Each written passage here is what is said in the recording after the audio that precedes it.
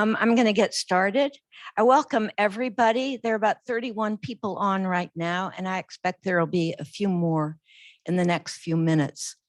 I welcome you, particularly on this All Souls Day, which seems to me a perfect day for us to call to mind individuals who are no longer with us, but who once lived on this property and who the Sisters of Loretto held in bondage. So it would be right to call Loretto Mother House a place of wounding. Of course, we meant to be kind. Of course, we probably were very, very gentle, but there's nothing that replaces personal freedom and dignity. So a place of wounding.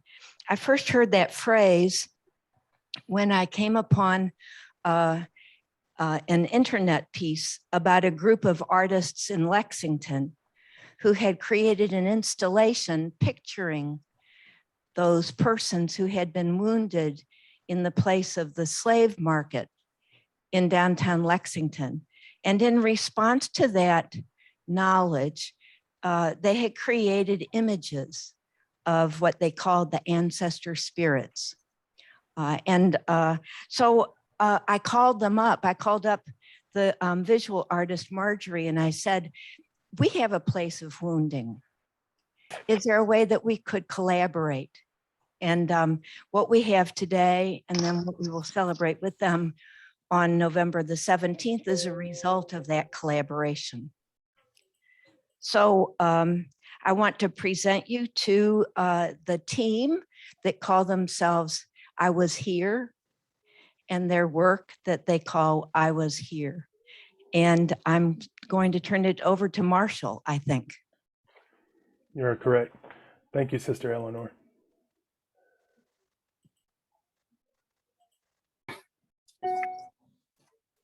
So I want to thank you, Sister, and thank you to Kentucky Humanities. We appreciate the continued support for the initiative that we are taking part of and helping to move forward, just as you all are. Let me just confirm, do you all have a good visual of my screen? Yeah. Yes. Excellent. So in September 2020, we gave a presentation sponsored by Kentucky Arts Council and the Kentucky Historical Society. Our first call was from Sister Eleanor Craig. She shared the fact that the Jesuits brought enslaved people when they came to Kentucky. In today's presentation, we'll talk through the history of the project, what we're doing now and what's to come. The mission of this project is to reshape the American commemorative landscape. To repair the wound that enslavement created, it will take all of us.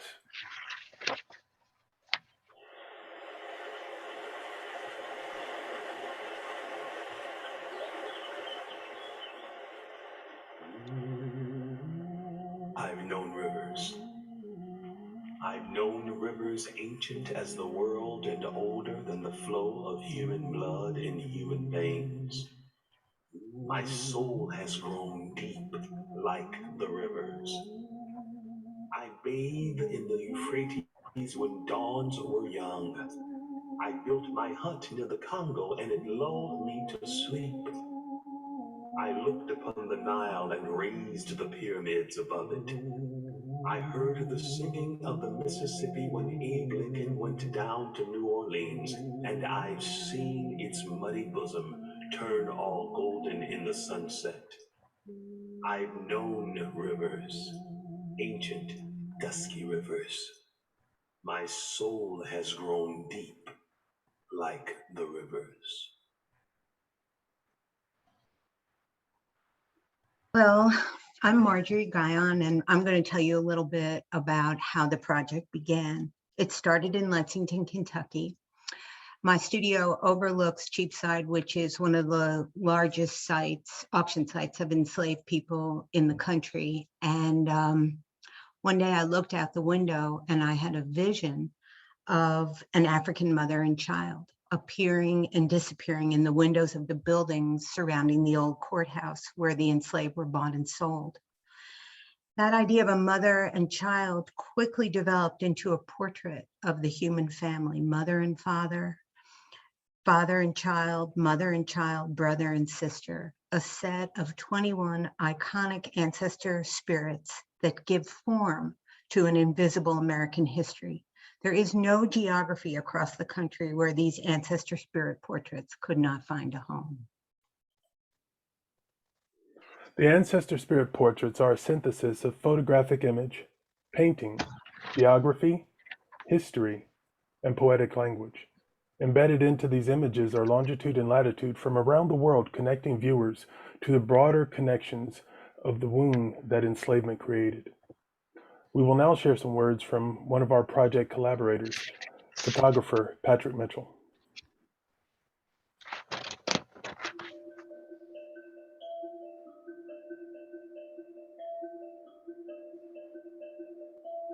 Hi, my name is Patrick Mitchell. I'm the photographer with I Was Here.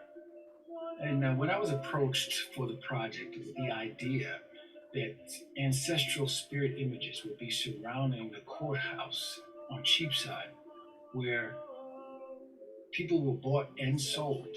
It was phenomenal, and I just knew it was going to be a healing to souls who were bought and sold, who lived through that trauma, and who know about it today.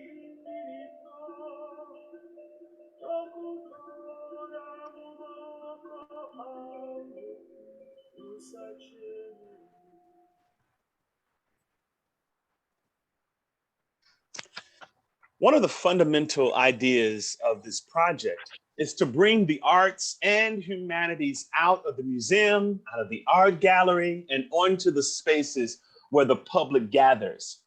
Placing the spirit portraits in unexpected places creates a presence, a visual for American history.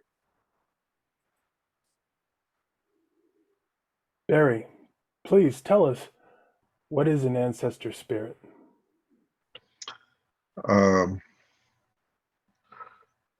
What is an ancestral spirit?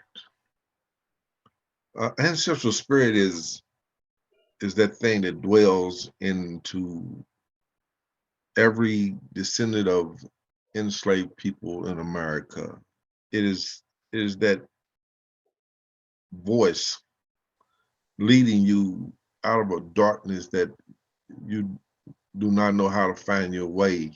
It is that voice that helps you to overcome some of the overwhelming obstacles that you face each and every day in America as a descendant of enslaved people that so many Americans take for granted and don't truly understand what the struggle for the descendants of enslaved people truly are.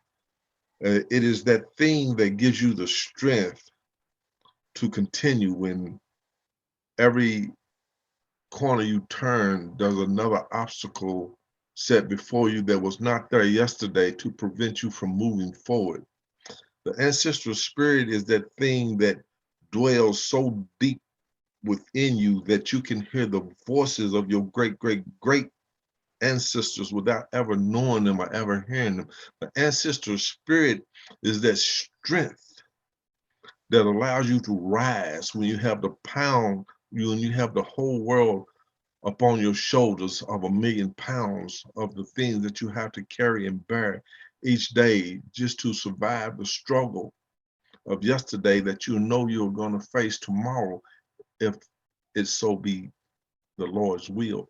This is the ancestral spirit, and it dwells deep within each and every enslaved person in America. It is something that is so deeply rooted that a lot of us do not even realize that it's there. But if we only just take time to embrace it, we will understand that this is what has guided us for 400 plus years to the day to where we are now. This is ancestral spirits.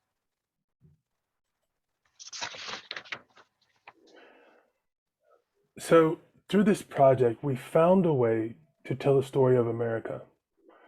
This is an historic image of Inwood, New York. from 1910. Layered into the picture is an ancestor spirit, creating a face and form for those whose work was unrecognized. Oh, let me go back. There is geography. There is a geography of pain hidden in plain sight across the streets of our country. This is like an illness that is felt but undiagnosed. We must reveal the past to heal the present and to protect the future. Marshall, you're so right. You know, it's easy for history to be reduced to occurrences we'd rather forget. This hides the truth and the lessons it contains, much like a person sharing the history of their family, recounting both triumph and grief. The project tells the story of America. It provides a means to reflect on who we are, on where we are, and crafting a vision of who we could be.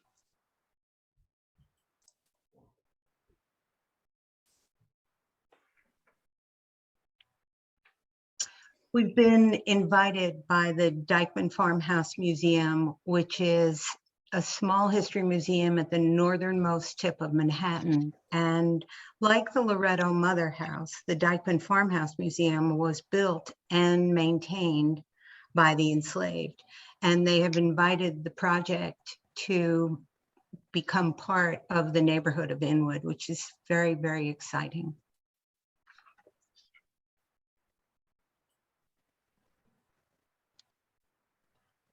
Yes.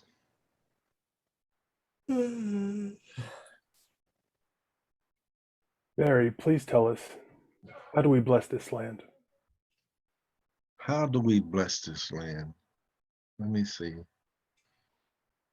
Where do I begin? I wrote this prayer for the sanctification that we first did on Short Street in Lexington. I will do my best to make you feel what I did when I wrote this. Where do I begin? How do I find my way home? How do I understand a language I have never been taught? Battered and bruised, but never broken. Jesus and his crown of thorns to bear the sins of man. For the Spirit is real and it dwells within me. I have no fear of it ever leaving me. Lord, what will you have me do? I stand here today to bless the ground that my ancestors stood on, like sheep to the slaughter. Their blood, sweat, and tears, the ground where they stood, I stand and cried, I stand in this brokenness.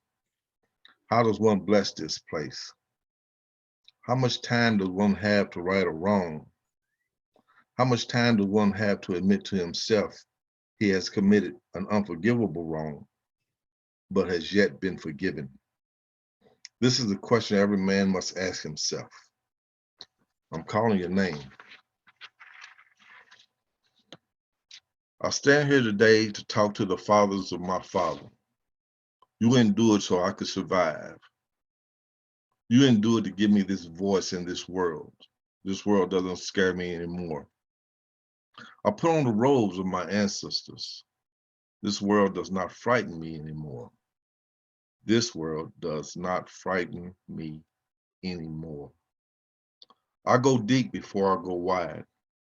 I speak this into existence. I'm calling your name. I see the river of blood shed on the trail of tears. I see the mountain of bodies that have been left behind. The families broken. I feel the pain of the mothers whose children have been snatched out of their arms. The fathers denied the right to see their sons grow. Because your daddy was nothing, you're nothing? No. Because your mother was nothing, you're nothing? No. I will break the chains of the past. I will do this. I will make us proud. How do I find my way home? I'm calling your name. I am my father's father's father. Their spirits dwell within my heart and mind and guide me through this uncharted territory.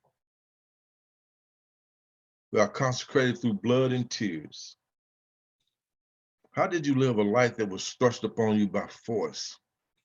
How did you understand a language you had never been taught?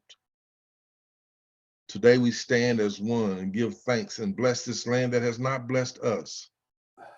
The spirit of my ancestors visit my dreams every night, whisper in my ear, and I'm standing on their shoulders. There's a challenge to overcome the past, to overcome the chains of the past. There's a challenge to sanctify my manhood, my identity, my humanity. They are one, and I am one with them. Connect the spirits that takes flight. The California wildfires have nothing on the ancestral spirits, for it is only by knowing that a cattle on 1,000 fields belong to my Father. Therefore, they belong to me as well. And not only do I claim it, it has been promised to me. I'm calling your name. I have not yet seen where it ends. I'm just a man. What God has made me is what I am, battered and bruised, but never broken. Jesus and his crown of thorns to bear the sins of man. I'm calling your name. Amen. I am buried down there in Burton.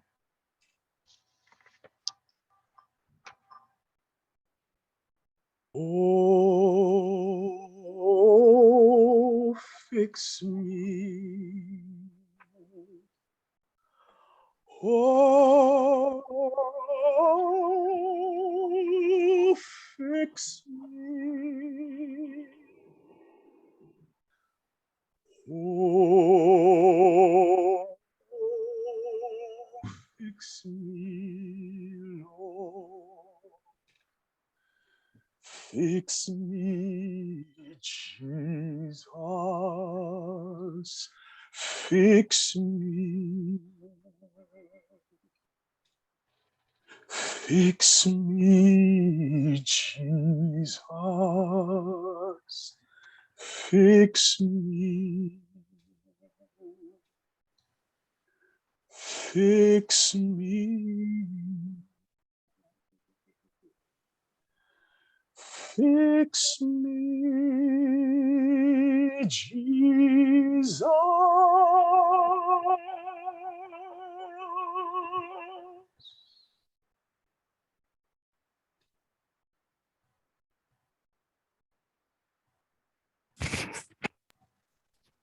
The project won an international award.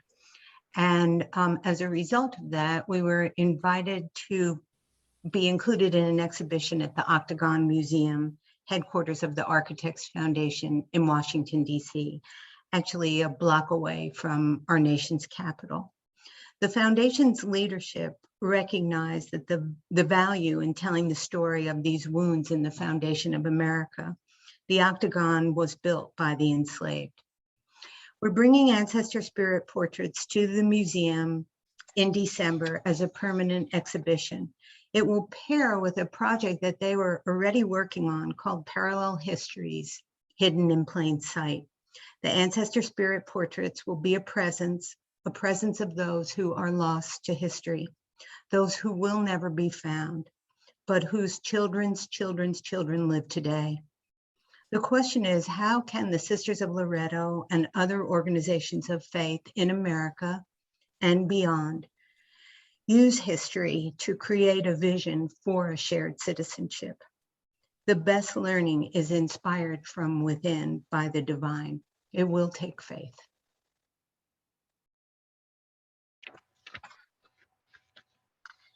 This building in Lexington, Kentucky stands facing the auction site. These physical locations are wound sites that we need to acknowledge and heal.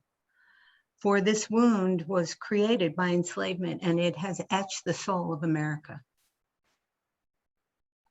Sometimes I feel like a motherless child. Sometimes I feel like a motherless child. Sometimes I feel like a motherless child, a long way from home.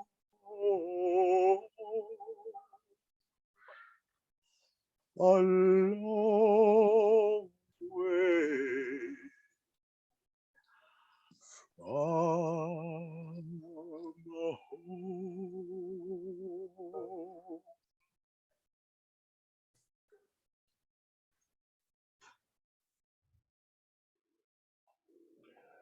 Very, Preservation of history. American history sometimes leaves out a lot of facts and details, and they set 1 month aside and called it Black history. But the truth of the matter that it is not Black history. It is all American history.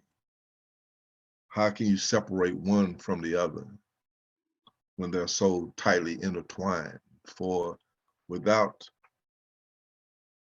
the physical being of the enslaved people of America, to be honest, America would not exist today without the manpower, the free labor, all of the inventions that came out of the period of the enslaved people.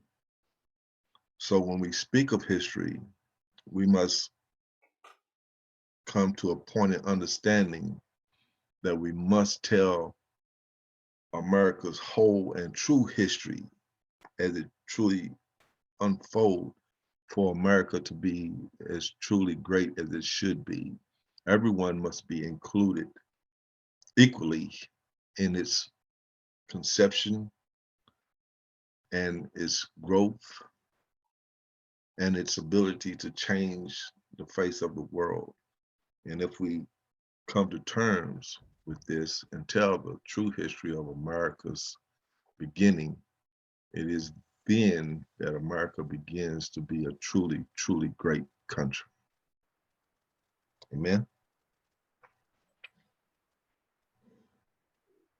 We are humbled and grateful to have received the call from Sister Eleanor Craig last fall. Your community is part of the Kentucky Holy Land. Ancestor Spirit portraits have been installed in the Mother House, and November 17th, we will join you in a ritual of remembrance and sanctification.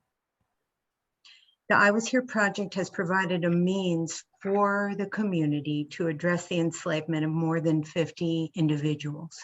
Loretto has invited their entire community during this initiation of a deeper level of transparency, where we all seek to overcome the racism in ourselves, the Loretto Society, and our greater world. This sanctification ceremony will be part of the annual assembly of the Sisters of Loretto. the first city to experience I Was Here was Lexington, Kentucky. The portraits serve as memorial and guardian while simultaneously creating a visual for history. Lexington has over 30 permanent installations throughout a 2-mile radius in the center of the city, beginning with property and business owners who were able to make autonomous decisions. The portraits are now permanently installed in City Hall and in the historic courthouse. These are epicenters for history and our history in the making. You know, Marshall, I'm so glad you mentioned the word courthouse because, you know, when I think about schoolhouse, White House, courthouse, when our country was founded, places of public service had the word house included to reinforce that this country is our home. This was not and has not been the reality for a large part of our population. We can fix this and need to start now by shifting the spirit of our country toward empathy and understanding. Our shared humanity requires that we ensure the aforementioned houses are homes where justice can reside with all of our citizens. I Was Here is a visual manifestation of humanity. Our very citizenship and how we share it is contingent upon our ability to see one another. It is a window of opportunity to focus on the spirit of a nation that connects us. A vision of America can be seen when children of different races play together. It is the same spirit that walked along the Trail of Tears. It is the same spirit that was sold on auction blocks. It is the same spirit that I Was Here represents when you can see yourself in your fellow citizens who may not look like you or have your past. But our citizenship, our future, is ours to share.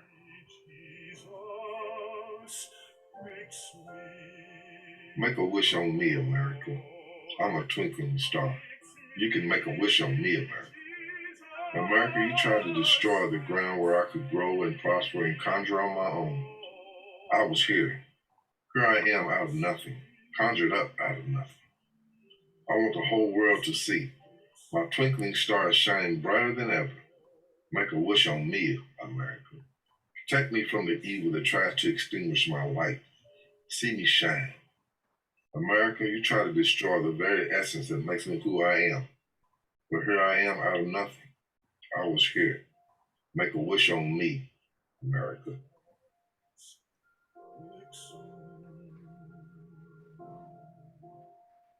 The heat of a forest fire creates a condition. There are certain seeds which can only be triggered by extreme heat to break open and grow. In today's conditions, at this time in our world and in our country, I Was Here is a seed opening.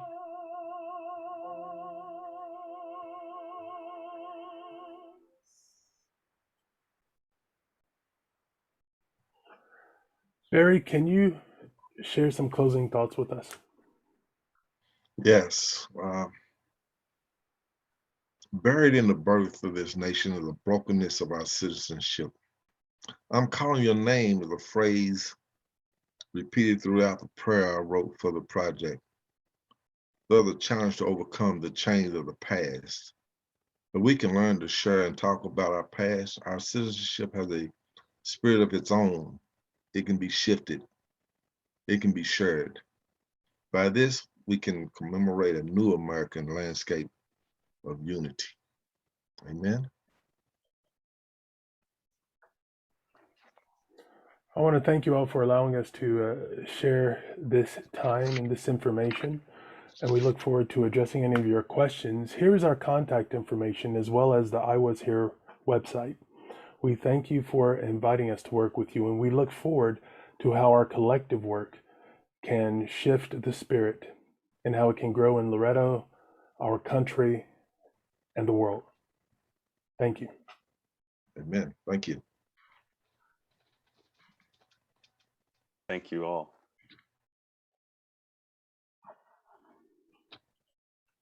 Thank you so very much. Yes, thank you very, very much. We will take some time for questions and your answers. But first, Marjorie, would you introduce each person? Sure. First, I would like to introduce Marshall Fields. He is the community liaison for the project. He actually could tell you a little bit more about how he came into the project. And I think that that would be worthwhile for everybody that's here to learn a little bit more about how everyone became involved. So Marshall, do you mind sharing a little bit? Not at all. I initially came into the project as a model. You may not be able to tell it with my pre-COVID image versus my, post-COVID hair that I have now, but I was one of the models in the art. I look very different. However, after I was introduced and I began learning what it was really about and the goal of the project, I realized that this is something that is tied closely to things that I've always felt and believed and wanted a way to share. So much so that I brought my daughter and my mother as well. So they are the little girl that you've seen. That's my daughter Iris, and some of the mature women photos that you saw. That was my mother. And so that's how I got in, and the purpose is why I've stayed in. Barry, please tell us about how you were introduced to the project. I was pretty much introduced the same way. I started off as a model. And after the pictures and everything was taken, the photographs were all gathered, and Marjorie said she needed permission to be able to do different things with the images that had been taken. And I was intrigued, and I questioned her about some of the paperwork, and then that went on. And then after this process, she was like, we need someone to install these images. And my cousin Patrick, the photographer, said, well, Barry's a pretty good handyman.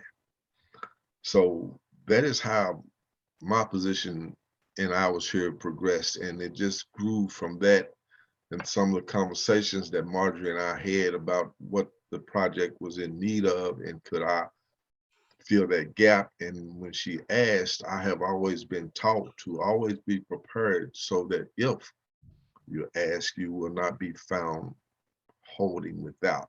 So that's how I became the holy man, the writer of the prayer and the poem, Make a Wish on Me, America. And we're just continuing forward from there. Dr. Priestley, would you mind to share your story? That's pretty good. I like that. Absolutely. Hello, everyone. I can't tell you how much, Barry hit it right on the head. We've all grown, not only through this experience, but also into it. I say that because this I Was Here project actually came up on me several times before I actually became involved. But it was in a growing stage in me and my understanding of the project and how it fit into my life. One of the things that I am very clear about in terms of my involvement in this project is that it's a spirit project. And everyone is on the same wavelength when it comes to that notion as well. And I say a spirit project because the first time I saw the Ancestor Spirit portrait was Marshall was actually on one of the portraits in a poem that I believe Nikki Finney wrote, was on the form, and was on the, or was it Barry's? I don't know. It's Barry's or Nikki. Anyway, there are words. And I thought that those words needed to have a voice. I thought they needed to be heard. And through that experience and through that that feeling, I happened upon Marjorie, and we had a conversation, and from that grew the soundscape for the project, which includes spirituals, which includes a blended anthem, which includes some lullabies. I think it's so important that as we celebrate these Ancestor Spirit portraits, we see not only the Ancestor Spirits, but we can see ourselves, each one of us, each 39 persons that are on this call in these Ancestor Spirit portraits, as Barry told us earlier. And this soundscape really, I think, in my own way, gives us all that voice. And that's what brought me into the project, wanting these Ancestor Spirit portraits to have a voice. And I'm so glad that I've been here, and I'm so appreciative of Marjorie's and the daughters of other mothers seeing this vision and making this a reality. Amen. Well, I'll just pop in a tiny bit, because I didn't say this in the entry, talking about how the project began. But what happened was, it was the night of November 8th, 2016. And I had spent most of the night on the phone with my daughter, talking about America. And what happened was the next day, the daughter of another mother came to my studio to talk about America. And as a mom or as a parent, like, you know that all you want to do is keep your child safe. And what happened was this daughter of this other mother kept coming to the studio and talking with me. And one day she was standing by the window, and my windows look out onto the old courthouse, which is really a wound site. And all of a sudden I had this vision of an African mother and child appearing and disappearing. And I turned around and I said, "You are not going to believe what I just saw." And she said, "Let's do it." So she brought her little boy up to the studio, and that is how this began. And when I say that this is spirit-led, I am not fooling about it, because this started really as a desire really to make the country, or really make the world safe for our children. And anyway, so I didn't put that in the beginning, but I think that's important for everybody to know. Thank you, Michael, for reminding me about that. That's what friends are for.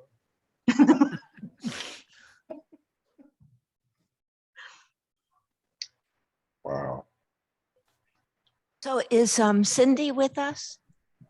No, Cindy is in Colorado and she wanted to be with us, but her dad is really sick and she's helping figure out what, like, a plan of care for him. So hopefully this is recorded and she'll be able to see it. Yes, right. Would you say just a word about Cindy so that we kind of fill out the picture? Oh, for sure. So this is what happened. We had no funding for the project because remember, who asked for it to happen were two daughters of America. And anyway, I called a friend of mine who was a broker at Wells Fargo, and I said, "Who handles your charitable giving?"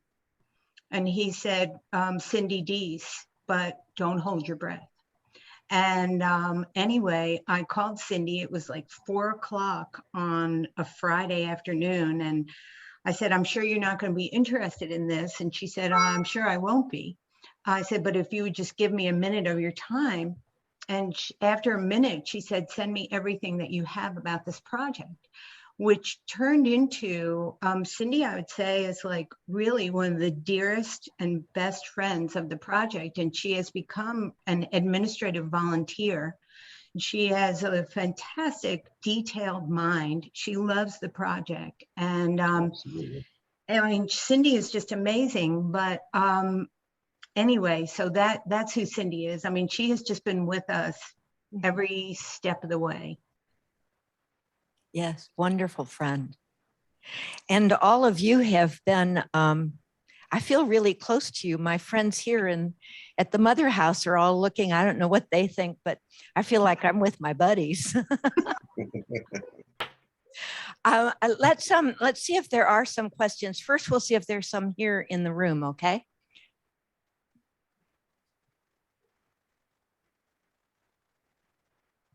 Well, they're all looking stunned. I guess not. So now we'll see if there's some questions on the Zoom. Because I don't have an orderly way to do this, let me just suggest that if you want to speak, unmute yourself and speak. And if you end up running into somebody else, then just pause for a second.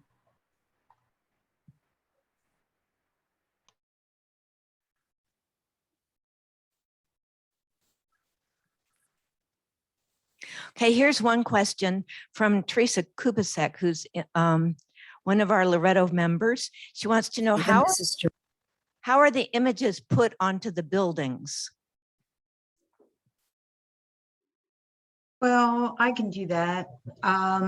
There are several ways, but initially what we did was we had the images reproduced onto translucent tapestries, and so that they could be installed in windows, and so that you would be able to see through them, and that they would be visible on both sides, and which is kind of a metaphor for this project, is having light come through it. and being able to see things from both sides. And as time has gone on, we have been working with someone who's doing augmented reality, which Marshall, you can explain that a little bit better than I can. Absolutely. One of the benefits of augmented reality is it allows you to use an app on your phone and you can visualize the paralleled history that is always there, but through your phone. And so through the I Was Here app, you can point it in different directions based upon the sites that we have it installed, and you're able to see images as well as hear stories of the project and see videos accompanied by parts of our soundscape. Wow. And how did you get those images on the Loretto Mother House buildings? Well, that was just my own personal magic, which which is just having the ancestor spirit portraits and photographing the buildings. And then just through a digital process, overlaying these spirits on top of the buildings and making them translucent as well, to give the idea that these spirits are in these places. And that's how I do it. And Marjorie is really humble, but she has this eye that has been mastered over the years to create the integration. I don't know how she does it. I probably don't want to know. My brain would probably, but she's done this countless times, and the color, the lighting, the positioning, it's incredible. Thank you. Eleanor, this is Barbara. Yes. Hi. You all really, I'm just very moved. It's a very powerful presentation. I don't think I'll ever forget it.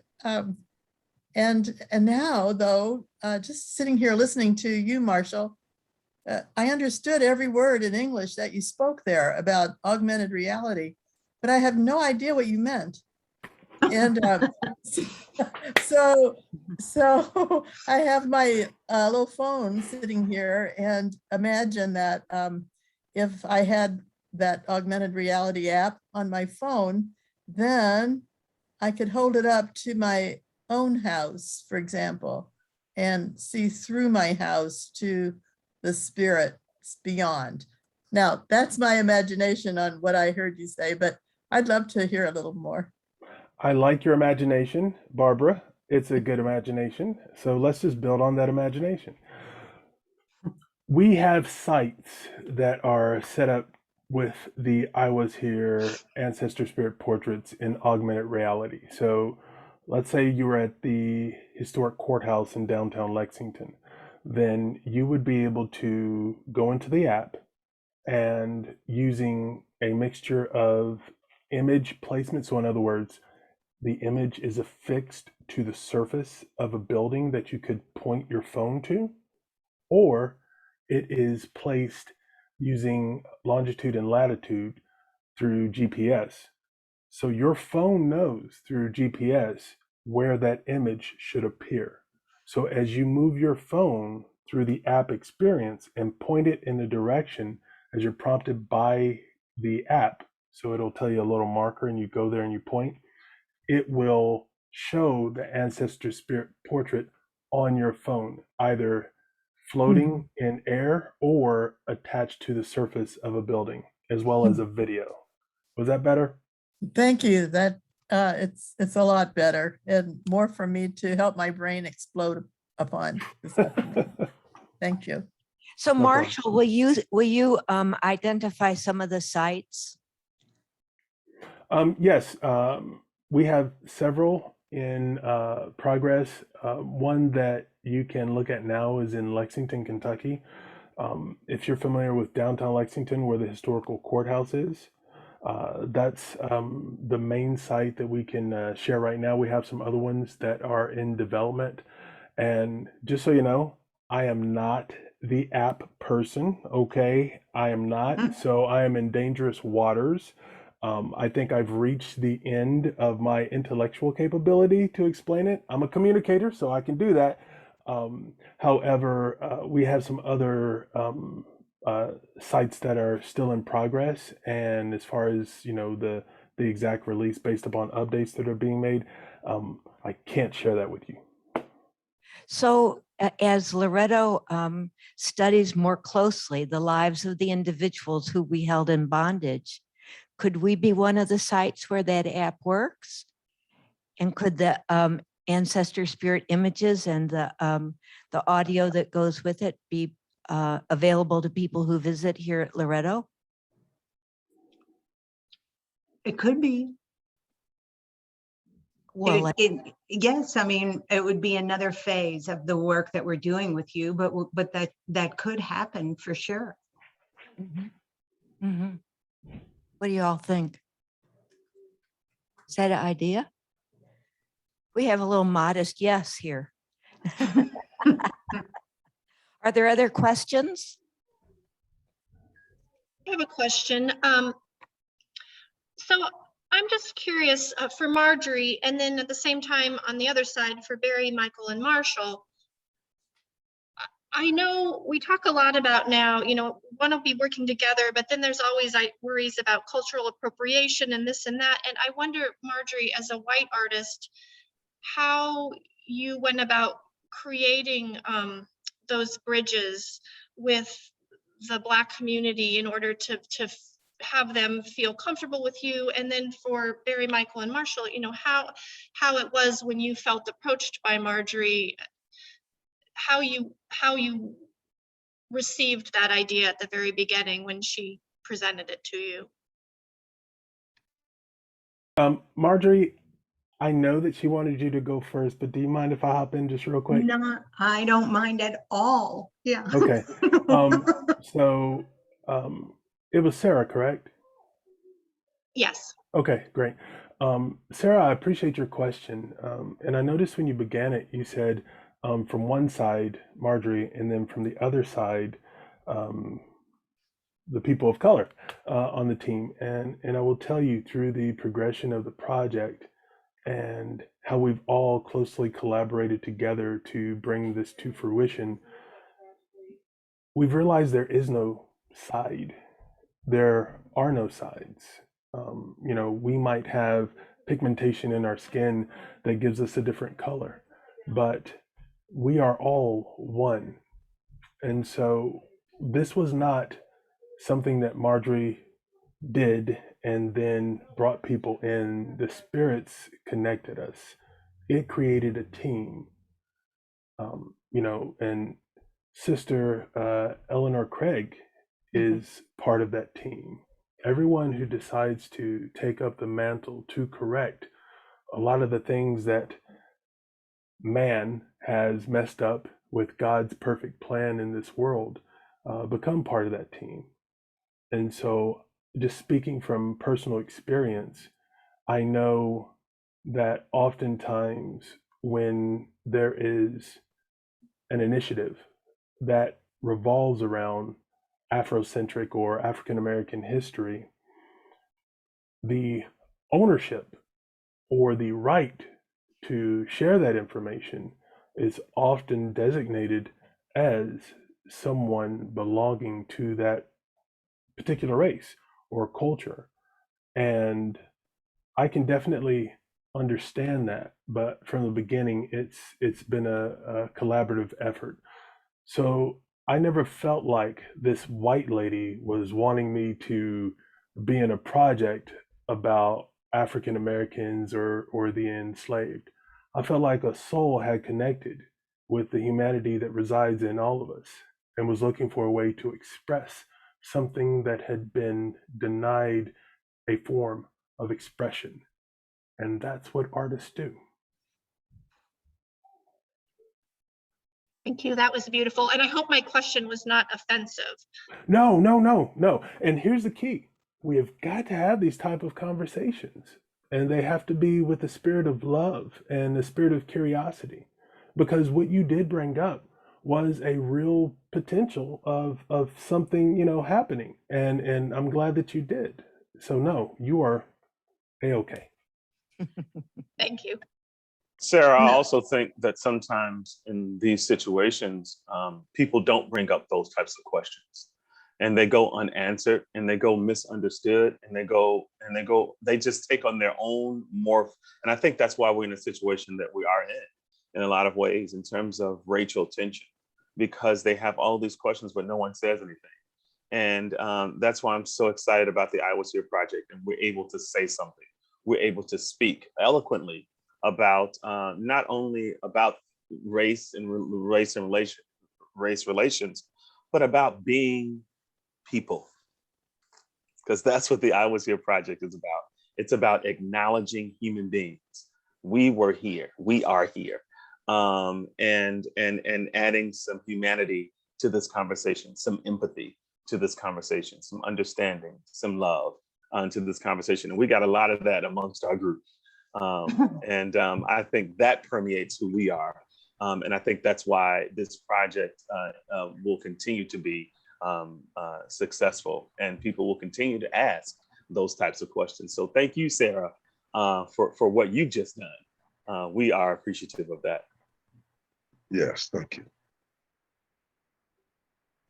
Yes, I have to say that it was seeing the images that made me reach out, and it was that they were human beings. The individuality in the images is extraordinary, and once we see a human being as a person, they're really the accidentals of our pigmentation or our gender or our age are just not the things that dominate. It's the personness that does. And Marjorie's images, the images that all of you created by posing and by putting the soundscape around the images, that made every image a person, and made me realize that our goal here at Loretto is to find those persons who were here on this ground of wounding, and to come to know them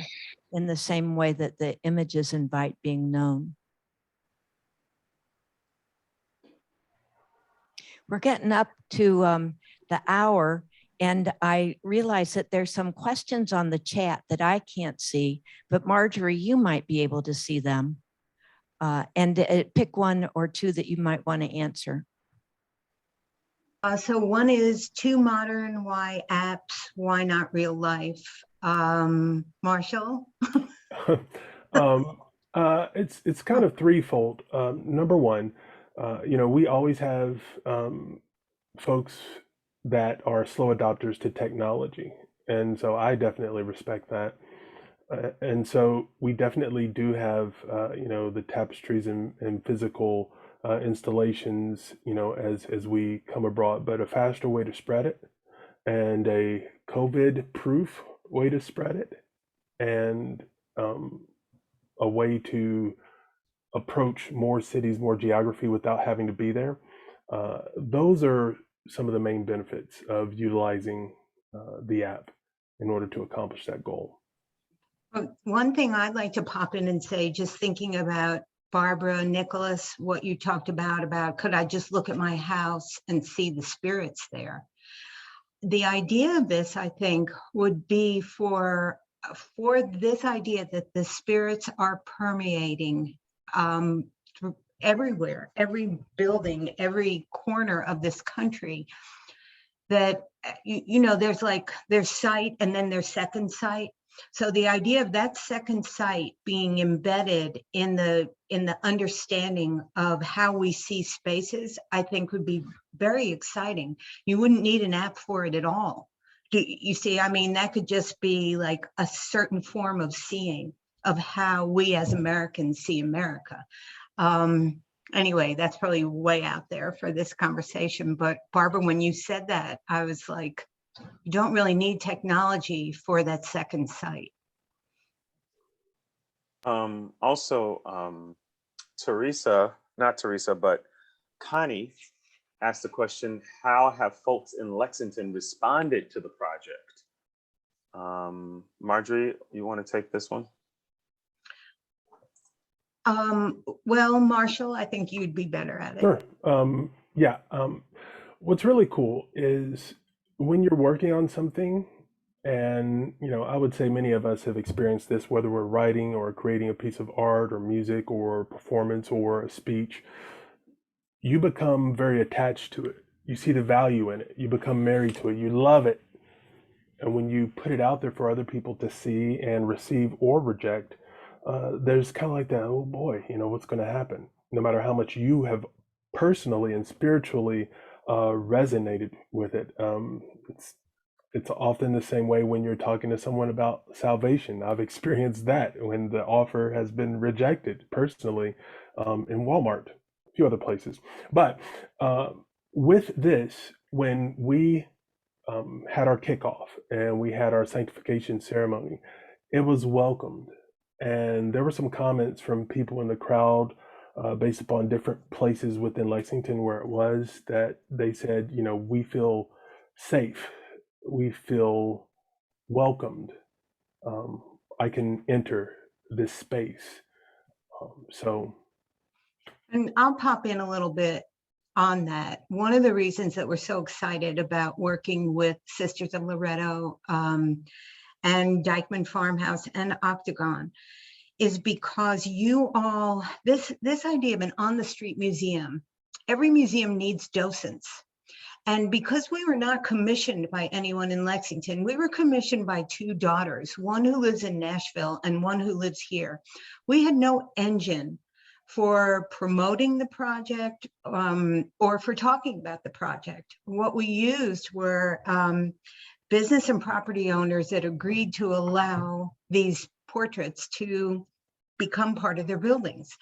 But what's so exciting about, like, you all are now here learning about it, and you will become, as members of a spirit community, docents for this project.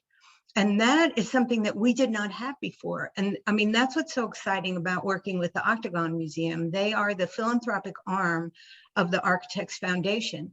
Architects, I mean, I want so many groups of partners that can multiply this message. And we did not have that in Lexington. However, I mean, I will say that I was walking down the street and I was actually carrying a plexiglass angel. And this woman stopped me and said, like, that is so beautiful. It was a print on plexiglass. And she said, I'd like to see more. I gave her my card, and on my card is one of the Ancestor Spirit portraits. And she started to cry. And she said, are you part of this? You have no idea what these portraits have meant to me and my family. And then being downtown during this time, she said, we have come and just stood in front of them and cried. Now, this is intimate, personal information that is just, it's putting a spirit on the street. But what's so wonderful about Loretto and all these other places is that you all will be able to talk about it with people. So that's all. Thank you so much. And I'd be remiss if I didn't acknowledge Maureen. I'm pretty sure I saw you raise your hand a few times. Did you want to take your self off mute? Yeah, it's a very slow reaction. So tap it and just wait.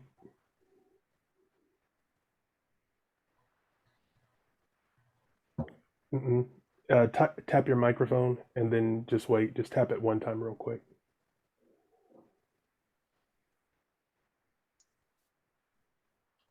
Maybe? No?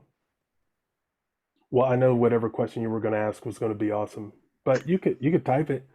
But sister, back to you. Well, I just can't thank you enough for introducing yourselves.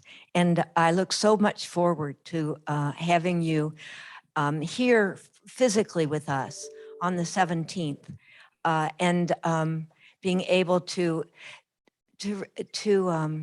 focus on this particular place and the particular individuals that the portraits remind us of. And it will be a great blessing to Loretto. I thank you very much. And thank you for today. Thank you, Sister Eleanor. Thank you all. Thank you. Thank you all. Thank you all. We're so looking forward to next couple weeks. Yes.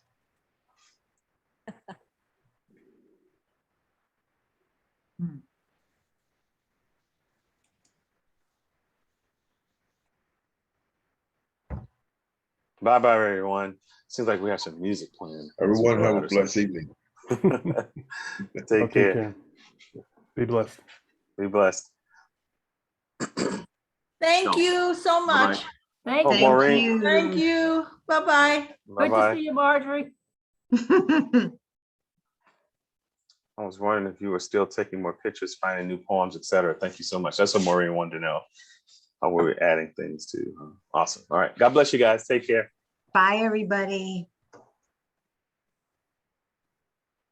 Good night.